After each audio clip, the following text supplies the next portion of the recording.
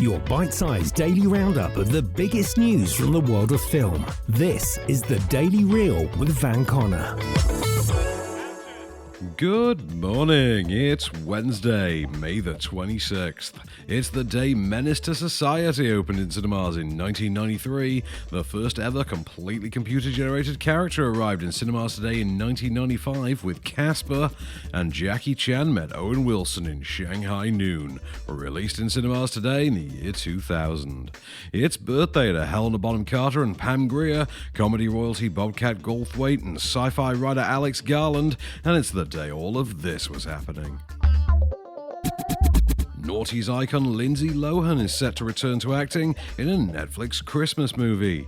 To be directed by Janine Damian, the currently untitled feature will follow Lohan as a newly engaged, spoilt hotel heiress who, after a classic movie skiing accident that breaks zero bones but imbues her with retrograde amnesia, will find herself in the care of a handsome lodge owner and his precocious daughter right before Christmas.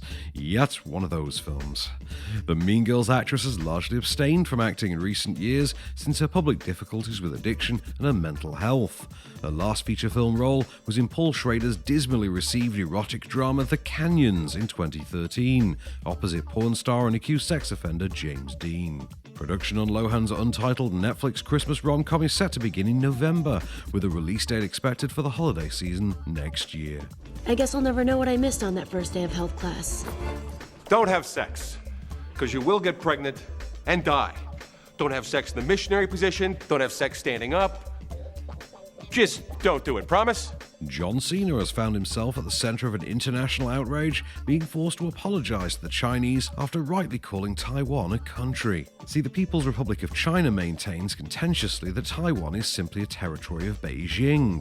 But Cena, whilst promoting the 9th Fast and Furious movie F9 The Fast Saga on Taiwanese channel TVBS, stated, "Taiwan is the first country that can watch F9.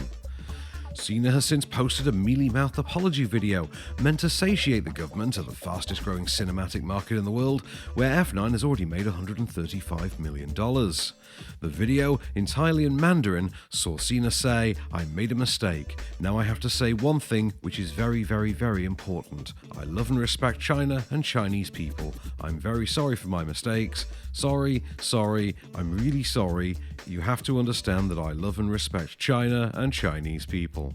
UK audiences can look forward to experiencing the NOS-fueled insanity of F9 The Fast Saga in cinemas on the 24th of June. Can you imagine the advances in alliance with these creatures might bring? I imagine the advances. An advance on Washington. New York, an advance on Chicago. It's not gonna happen. They literally call themselves Decepticons.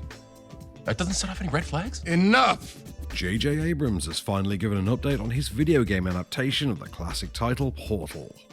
First announced 8 years ago, the film would adapt the franchise, which began in 2007 and centered on Chell, a mute woman stolen away for scientific testing.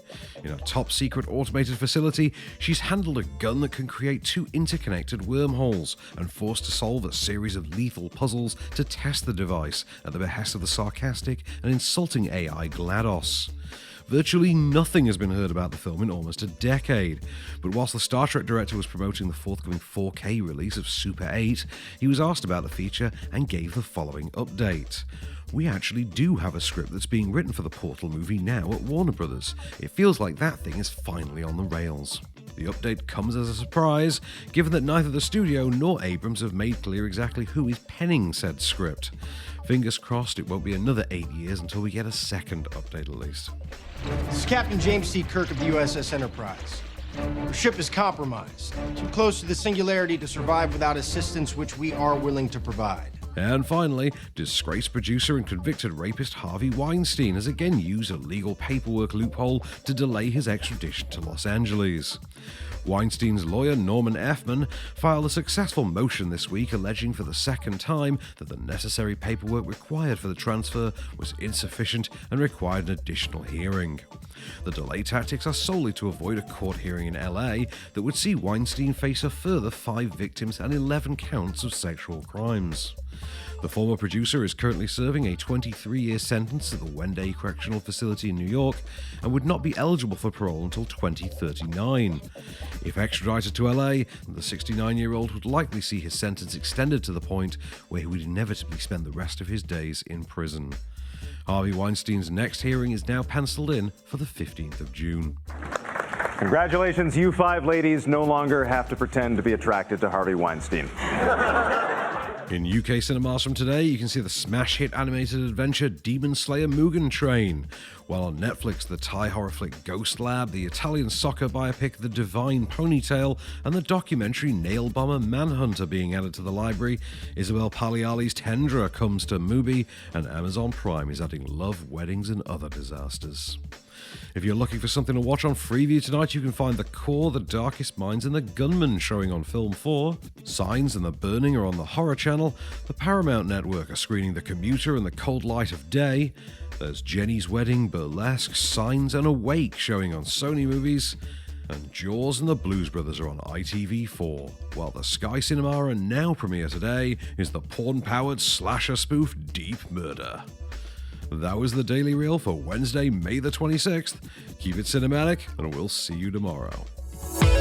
The Daily Reel is a Candystore production, presented by Van Connor and written by Calvin Prickett. All information is correct at the time of writing, and source links are in the description for each episode. Don't forget to rate, review, and subscribe on all good podcast platforms, or ask Alexa to install the Daily Reel skill for your morning flash briefing. Follow the show on social at Daily Reel Pod, and we'll be back every weekday. Until then, keep it cinematic.